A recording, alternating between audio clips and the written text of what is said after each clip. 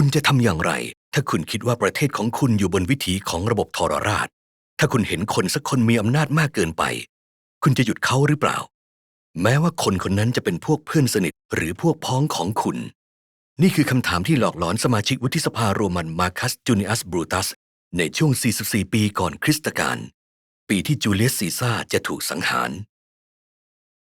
อำนาจที่ไม่มีการถ่วงดุลไม่ใช่เหตุผลทางการเมืองเพียงอย่างเดียวของบรูตัสมันยังมีเหตุผลส่วนตัวด้วยเขายังเป็นทายาทสืบทอดมาจากลิซิอัสจูเนียสบรูตัสผู้ซึ่งช่วยโค่นล้มกษัตริย์ทรราชที่รู้จักกันในนามทาควินจอมอหังการแทนที่จะยึดเอาอำนาจนั้นเป็นของตนเองบรูตัสผู้เป็นบรรพบุรุษนำประชาชนร่วมกล่าวคำสาบานว่าจะไม่ยอมให้มีกษัตริย์ขึ้นเถลิงอำนาจอีก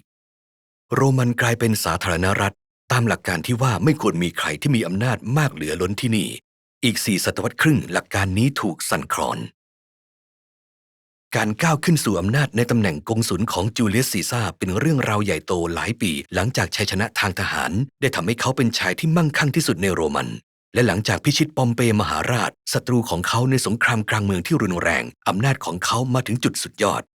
ชัยชนะและความคิดริเริ่มของเขาเช่นการแจกจ่ายที่ดินให้กับคนจนทำให้เขาเป็นที่นิยมในสาธารณรัฐและสมาชิกวุฒิสภามากมายต่างพากันประจบเอาใจด้วยการให้เกียรติเขารูปปั้นถูกสร้างขึ้นโบสถ์วิหารถูกอุทิศให้กับเขาและเดือนหนึ่งของปีถูกเปลี่ยนชื่อใหม่และทุกวันนี้มันก็ยังถูกเรียกว่าจุลาย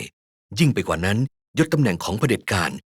หมายถึงการใช้กฎอัยการศึกฉุกเฉินชั่วคราวในช่วงสงครามได้ถูกนำมาใช้หลายครั้งกับการยึดอำนาจของซีซ่าและในยุค 44 ปีก่อนคริสตกาลเขาได้รับมอบตำแหน่งเผด็จการตลอดชีพซึ่งคือตำแหน่งเผด็จการที่ไม่มีการสิ้นสุดวาระ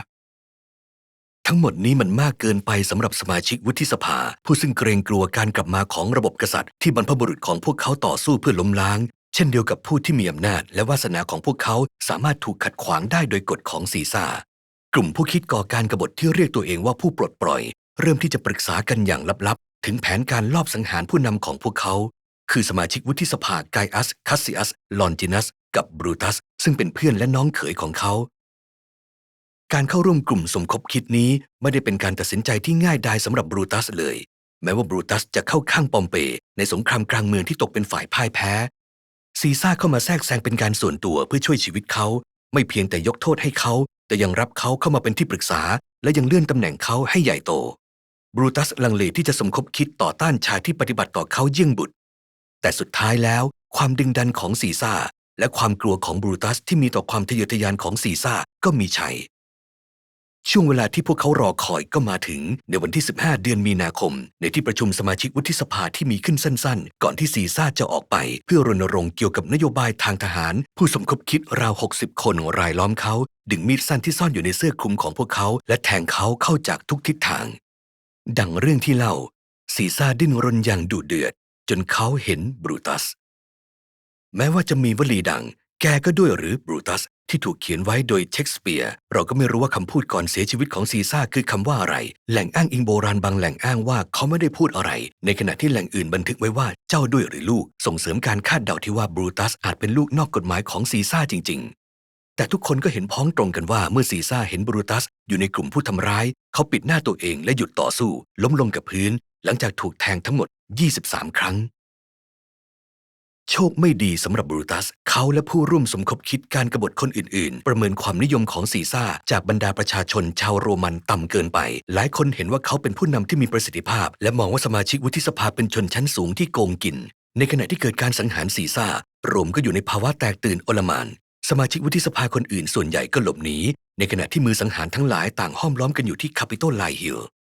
มาร์คแอนโทนีเพื่อนและที่ปรึกษาร่วมของซีซ่าก็รีบรุดเข้ามาเพื่อชิงความได้เปรียบกล่าวสุนทรพจน์ที่จับใจในงานศพของซีซ่าในวันต่อมาที่ทำให้ผู้คนตกอยู่ในห้วงแห่งความเศร้าโศกและความโกรธแค้นด้วยเหตุนี้ผู้ปลดปล่อยจึงถูกกดดันให้ออกไปจากโรมสูญญากาศทางอำนาจที่ตามมานำไปสู่บริบทสงครามกลางเมือง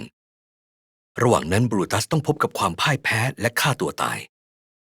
เหมือนเป็นการเย้ยหยันที่ผลสุดท้ายแล้วออกมาเป็นตรงข้ามกับสิ่งที่ผู้สมคบคิดได้คาดหวังเอาไว้นั่นคือจุดจบของสาธารณรัฐโรมและการจำกัดวงอำนาจภายใต้การบริหารของจักรพรรดิข้อคิดเห็นที่มีต่อการสังหารซีซ่าแตกแยกมาตั้งแต่ตอนนั้นและยังคงเป็นเช่นนั้นต่อไปสำหรับบรูตัสเองแล้วบุคคลในประวัติศาสตร์ได้ให้แรงบันดาลใจที่ขัดแย้งกันตกทอดกันต่อมาในอินเฟอร์โนของดันเต้เขาถูกทิ้งไว้ที่ใจกลางนรก และถูกซาตานกัดกินไปชั่วนิรันดร์เป็นการตอบแทนกรรมทรยศที่เขาได้ทำไว้แต่ในการผจญภัยของกัลลิเวอร์ของสวิฟต์ได้อธิบายเขาไว้ว่าเป็นหนึ่งในคนที่มีศีลมีธรรมดีที่สุดในโลกการตีความว่าบรูตัสเป็นนักสู้ผู้อุทิศตนต่อต้านเผด็จการหรือเป็นทรราชนักฉวยโอกาสได้เปลี่ยนแปลงไปตามกระแสของประวัติศาสตร์และการเมืองแต่จนถึงกระทั่งทุกวันนี้ซึ่งเป็นเวลากว่า 2,000 ปีมาแล้วคำถามเกี่ยวกับคุณค่าเสรีภาพความขัดแย้งระหว่างความภักดีส่วนตัวและแนวคิดสากลและผลที่ตามมาที่ไม่ได้จงใจก็ยังเป็นประเด็นที่เกี่ยวข้องกับเรายิ่งกว่าที่เป็นมาหากคุณชื่นชอบเรื่องราวประวัติศาสตร์กดติดตามรับข่าวสารจากช่องนี้ได้เลยเพราะบทเรียนในวันวานจะช่วยให้เราสามารถรับมือกับความท้าทายในวันนี้ได้